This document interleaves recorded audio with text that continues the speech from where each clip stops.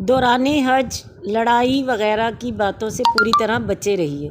سفر کے دوران جب جگہ جگہ بھیڑ ہو، زحمتیں ہوں، قدم قدم پر مفاد ٹکرائیں، قدم قدم پر جذبات کو ٹھیس لگے، تو اللہ تعالیٰ کے مہمان کا کام یہ ہے کہ وہ فراغ دلی اور ایثار سے کام لے اور ہر ایک کے ساتھ عفو و درگزر اور فیاضی کا برتاؤ کرے، یہاں تک کہ خادم کو ڈانٹنے سے بھی پرہیز کرے۔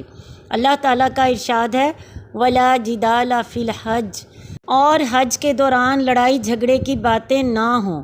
یہ تو حاجیوں کے لیے حکم ہے، مگر حج عمرے پر جو لوگ نہیں جا سکے، اللہ کے پیارے لوگ کسی وجہ سے حج پر نہیں جا سکے، انہیں چاہیے کہ اللہ کے احکامات کو یاد رکھیں۔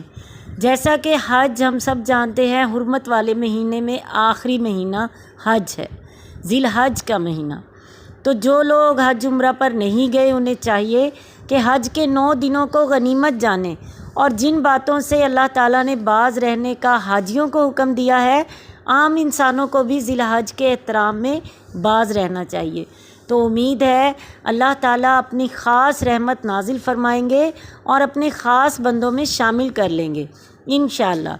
ذی الحج کا مہینہ حرمت والے 4 مہینوں میں سے آخری مہینہ ہے، اور اس بات کو مد نظر رکھتے ہوئے ہر انسان کو چاہیے کہ تمام برائیوں سے بچا جائے جو اللہ تعالیٰ کو ناپسند ہیں۔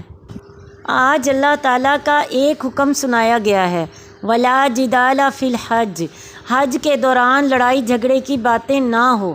تو ہمیں بھی احترام ذی الحج جو حرمت والا مہینہ ہے اس میں لڑنا نہیں چاہیے۔